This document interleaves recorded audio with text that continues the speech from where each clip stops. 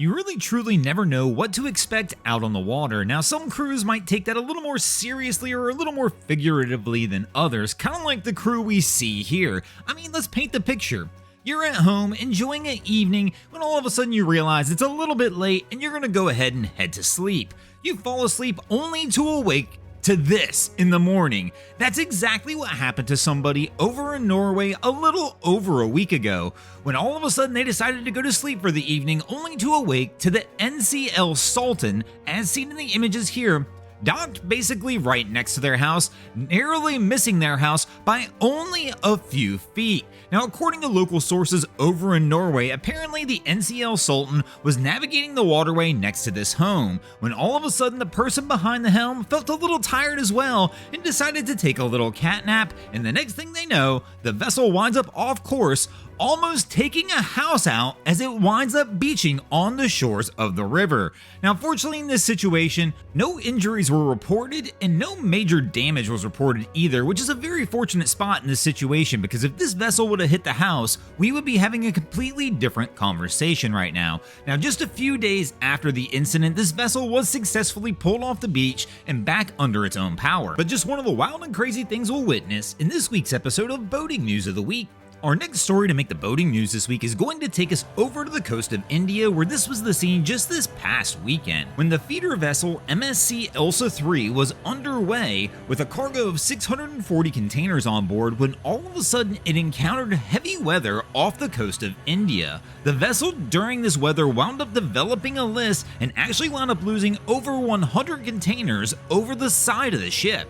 Unfortunately, this list continued to get worse and the crew decided they must abandon ship, letting 21 of the 24 crew members to go ahead and evacuate into a life raft, only leaving the 3 highest ranking officers to stay on board in an attempt to try and salvage the vessel. But as you can see in these images here, those attempts wound up failing. It did not take long until the list began to overtake the boat, and the Indian Coast Guard wound up arriving, rescuing the 21 people out of the life rafts and bringing them on board Coast Guard cutters. But it didn't take long after the Indian Coast Guard arrived for them to determine that this was not a safe situation, and they did eventually order the remaining 3 officers off the boat, meaning that all 24 people were rescued successfully. After the incident, local Indian authorities were interviewed about the situation.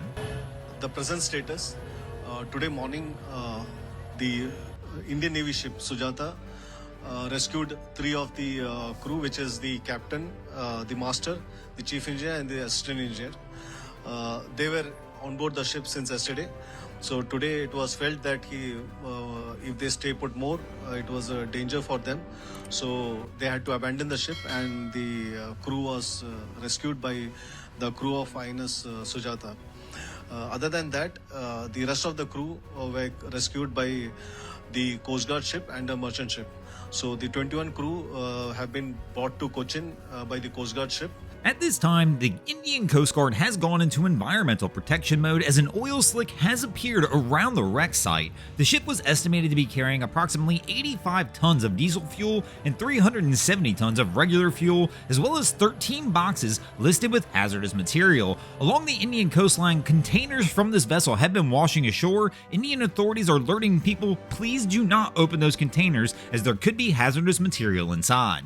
Our next story to make the boating news this week is going to take us over to the coast of Ecuador, where this was a wild and crazy scene that happened just a little over a week ago, where this crew of 2 is on board a helicopter off the coast of Manta, Ecuador, out on a survey mission for a fishing company, when all of a sudden the helicopter winds up having some sort of technical issue, as you can see in the images here. The helicopter being used by this crew is a Robinson R44 Clipper being powered by a Lycoming 054 engine. Of course, we've got 2 occupants on board, and they wound up having to try and do an emergency landing in the Pacific Ocean, which has got to be a little bit tricky in a helicopter. I'm going to be the first one to admit, I'm into boats, I love aviation, but I am not a helicopter person and don't know a ton about them. But I have to imagine an emergency landing in a helicopter is probably even more difficult than in a small plane where you might be able to glide for an increased distance. But fortunately, somehow this crew is able to pull it off and get this helicopter landed in the ocean, as you can see the smile by the pilot as they wind up going down here. Now, this crew was using this helicopter, as we mentioned, as a survey tool, which is not uncommon for large fishing fleets, where they will use every tool at their disposal. Helicopters, airplanes, drones, anything they can use to survey ocean conditions, wildlife, and possibly give them an advantage to where they can try and find out where the catch they're going after is possibly located in the ocean.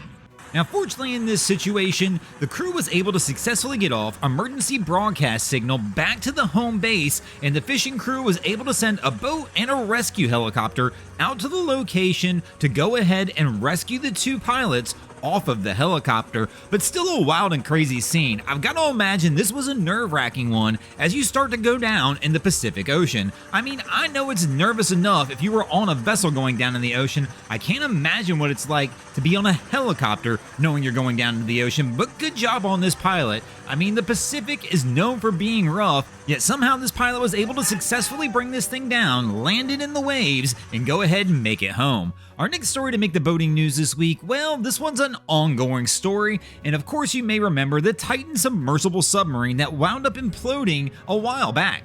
This is still an ongoing investigation, but just this week, the Coast Guard's released this footage that shows the wife of OceanGate's chief executive asking what that bang was,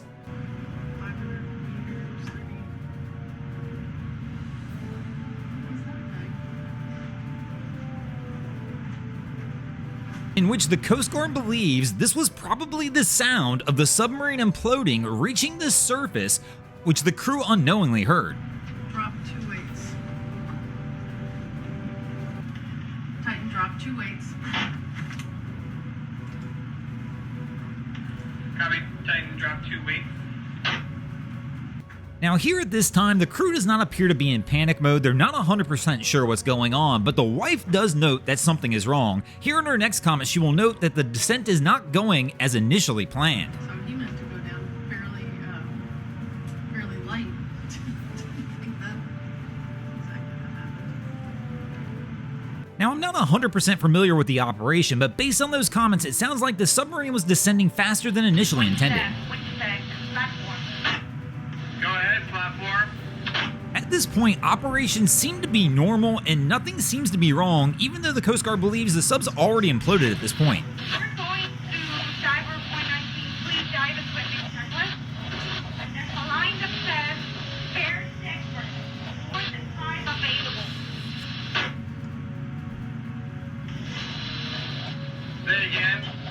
Right here. Repeat last. Diver 419, please dive equipment checklist.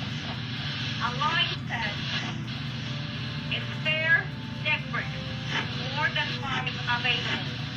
The platform was light, therefore we need more brakes here, correct? Negative. Yeah, well, the platform, those weights can be on the platform and just be ready to transfer to the sub.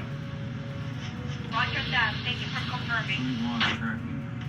Now this is the point they actually realize something's wrong and they've lost tracking of the sub that wound up imploding, like we mentioned just a little bit earlier than this. Coming out soon is going to be a documentary describing everything that went on through this process. It's going to be interesting to see what that documentary wound up discovering. Thanks for watching, crew. I hope you enjoyed this episode of Boating News of the Week.